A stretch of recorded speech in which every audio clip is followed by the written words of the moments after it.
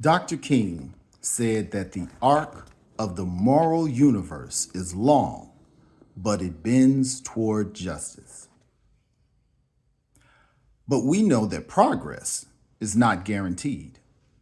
When the arc in America bends from slavery in the 1960s and returns to convict leasing in the 1880s, and it bends from Jim Crow in the 1960s and returns to mass incarceration in the 1970s, when it bends from indigenous genocide to an epidemic of indigenous suicide, then it bends, but as a tree does in the wind, only to sway back when we have to admit that we have not touched the root.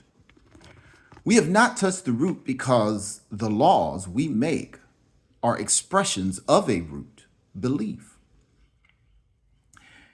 And it is time that we face our most deep seated one. The great lie at the root of our nation's founding was a belief in the hierarchy of human value. Unfortunately, we are still there. This moment is challenging us finally to settle this question. Who is an American and what are we to one another? We have to admit that this question is harder for us than in most countries because we are the world's most radical experiment in democracy, a nation of ancestral strangers that has to work to find connection even as we grow more diverse every day. But everything depends on the answer to this question. Who is an American and what are we to each other? Politics offers two visions of why all of the peoples of the world have met here. One in which we are nothing more than competitors, and another in which, perhaps, the proximity of so much different forces us to admit our common humanity. The choice between these two visions has never been starker. To a nation riven with anxiety about who belongs, many in power have made their overarching goal to sow distrust about the goodness of the other. They are holding on white knuckle to any idea of we the people, denying the beauty of what we are becoming. They're warning the demographic changes are the unmaking of America. What I've seen in my journey, that is, they're the fulfillment of America. What they say is a threat is in fact our country's salvation. For when a nation founded on the belief in racial hierarchy truly rejects that belief, then and only then will we have discovered a new world. That is our destiny. To make it manifest, we must challenge ourselves to live our lives in solidarity across color, origin, and class. We must demand changes to rules in order to disrupt the very notion that those who have more money are worth more in our democracy, in our economy. Since this country's founding, we have not allowed our diversity to be our superpower. And the result is that the United States is not more than the sum of its disparate parts. But it could be. And if it were, all of us would prosper. In short, we must emerge from this crisis in our republic with a new birth of freedom, rooted in the knowledge that we are so much more than we in the We the People. We the people is not some of us, but all of us. We are greater. We are greater than and greater for the sum of us.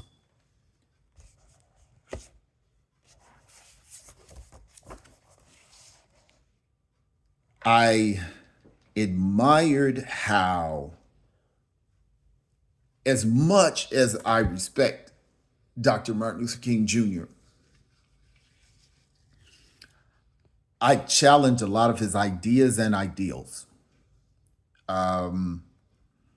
I think in his genius or in his elevated thought, Christ consciousness, the Rastafari might call it, I think that he saw an elevated good in people. And I think in a lot of that positivity, it communicated things that it softly communicated revolutionary thought to slow down the process of change. In him saying, the arc of the moral universe is long, but it bends toward justice. I cannot say that that's historically true, or we have to define what justice means. And like she said, yeah, it bends like a tree in the wind. It bends, but it just comes right back. It's not even leaning toward justice. He's right. It bends, but he doesn't say that it comes back. But to say it bends toward justice alludes to that the historic nature of racism and classism and a lack of access to wealth and exclusionary and oppressive policy in this country ultimately ends up in the hands of justice. That's how I interpret Dr. King's statement. And I have a lot of issue with that because most people in this country are economically deprived. What this book is talking about is within that deprived group, the poor white sect would take the racial divide and create a combined issue of race plus economics, creating a bigger problem. So instead of saying we have a problem that doesn't even get us to justice, Dr. King was saying or implying that we ultimately end up toward justice. And her point was well taken.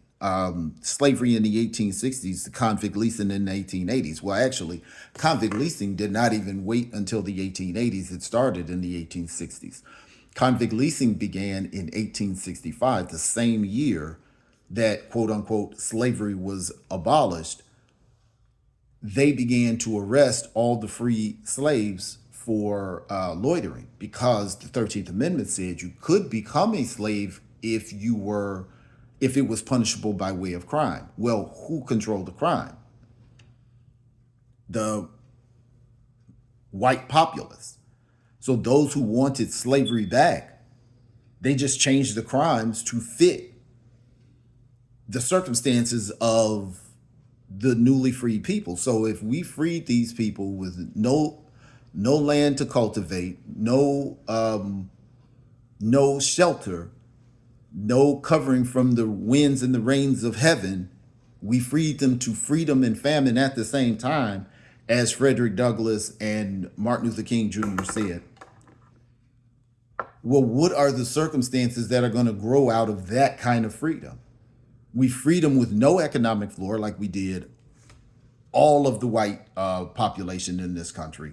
The Homestead Act, the state colleges, and many other acts of the New Deal, all of which disproportionately created and maintained an economic floor for white working class and all systematically excluded black people, because the Homestead Act happened at the exact time 4 million black people were being let out of bondage.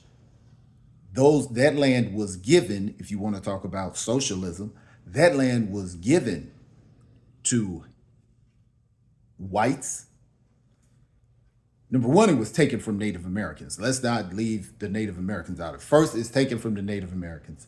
Second, it's taken from Mexicans. Then it's redistributed to poor whites, which is why the Civil War started, and even soon to be citizens before it was given to black people. So we have that.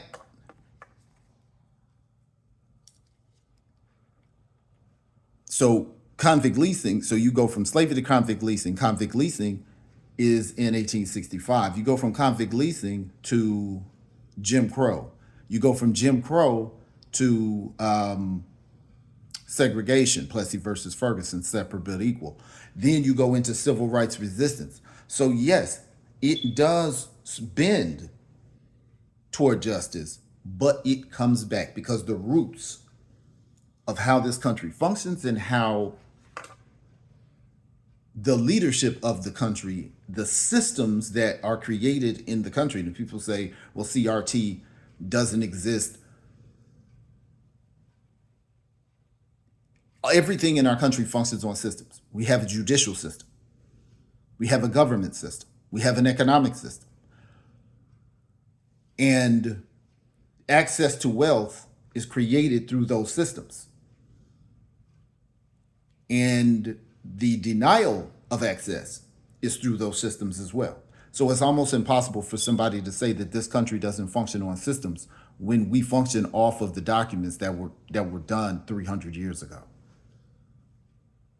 It is on those systems, the Bill of Rights, the Constitution.